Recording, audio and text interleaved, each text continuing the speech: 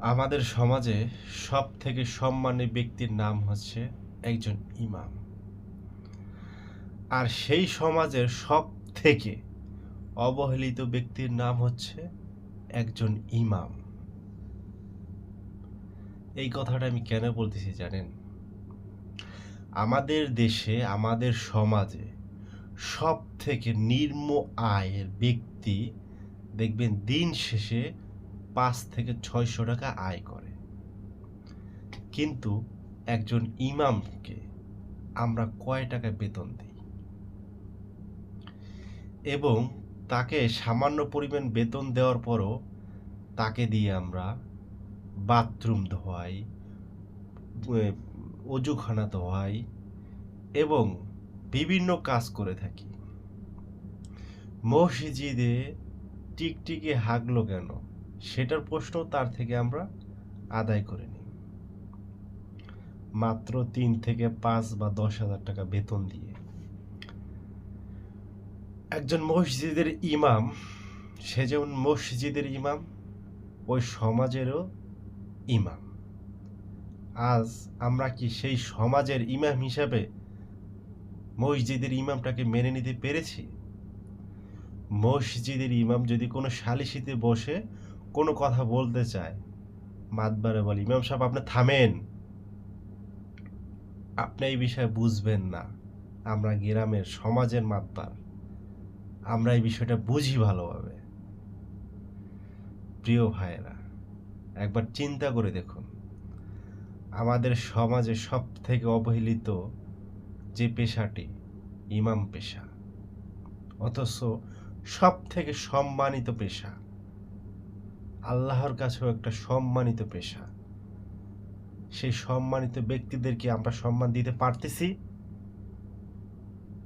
পারতেছি না। কেন পারতেছি না?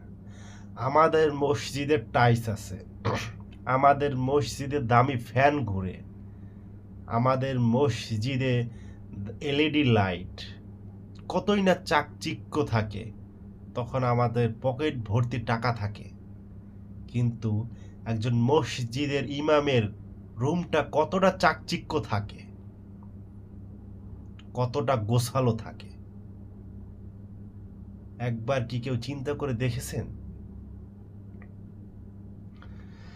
শহর থেকে গ্রামে অধিকাংশ মসজিদে অনেকেই এসি ব্যবস্থা করতেছি।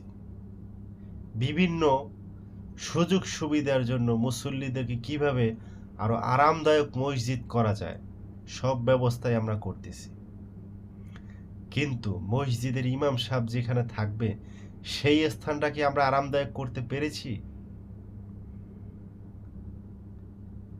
প্রিয় ভাইরা, প্রিয় বাংলাদেশের মানুষ, এই সমাজের মানুষ, একজন মসজিদের ইমামও এই সমাজের একজন মানুষ। তারও দুবেলা দুমুঠো ভালো খেয়ে বেঁচে থাকার ইচ্ছা জাগে।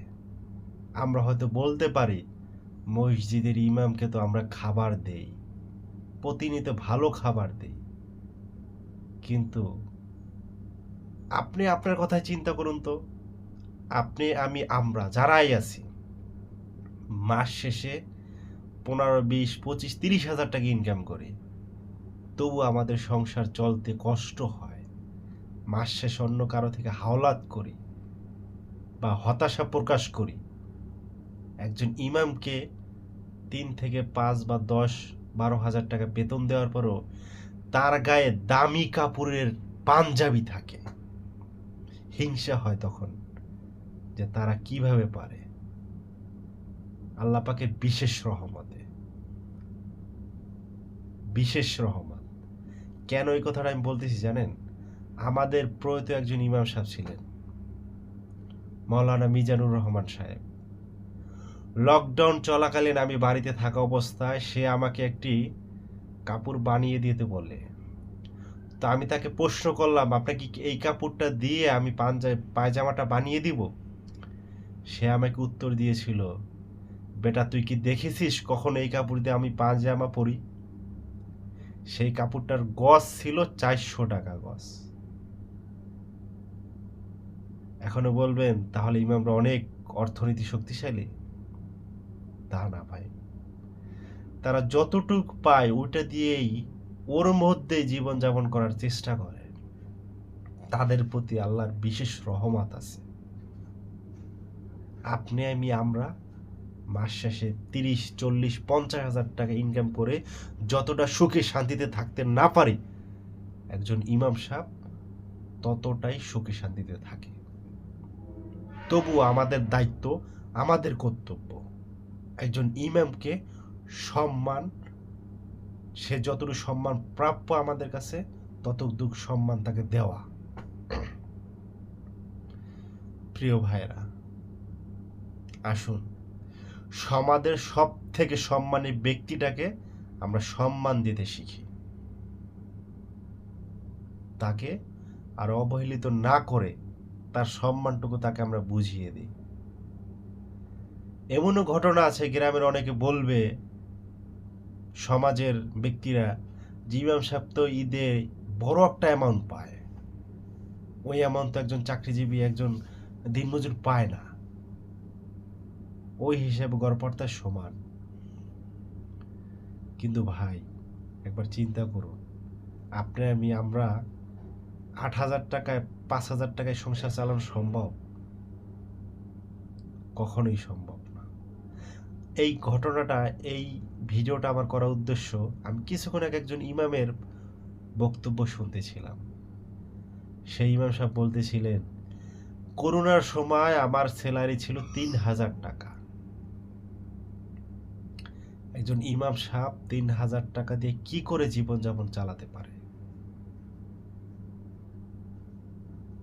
আজ যদি সমাজের কোনো সেক্রেটারি সাহেব, মসজিদের কোনো সভাপতি সাহেব, কোনো কেশিয়ার সাহেবকে বলা হয় আপনাকে আমি 5,000 টাকা দিলাম, এই মাসটা আপনি আপনার হাত খরচ চালিয়ে দেখান, তখন সে বলবে আমার তো হয় না এতে।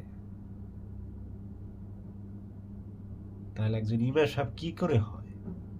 একজন ইমাম সাহেবের সংসার কিভাবে চলবে? তাই আসুন ইমাম সাহেবদেরকে আমাদের সমাজে মসজিদ ইমামতির পাশাপাশি তাদেরকে ভিন্ন কোনো কাজে উদ্বুদ্ধ করি। আমরা হয়তো অনেক মসজিদ কর্তৃপক্ষ পারবো না তাকে 15,000, 10,000, 20,000 টাকা স্যালারি দিতে, কিন্তু তাকে উৎসাহ দিয়ে অন্য কোনো কাজে বা ব্যবসায় জড়িত করতে পারি, আমরা সহযোগিতা করতে পারি, তাতে তার সংসারটা আরো সচ্ছলতা বৃদ্ধি পাবে।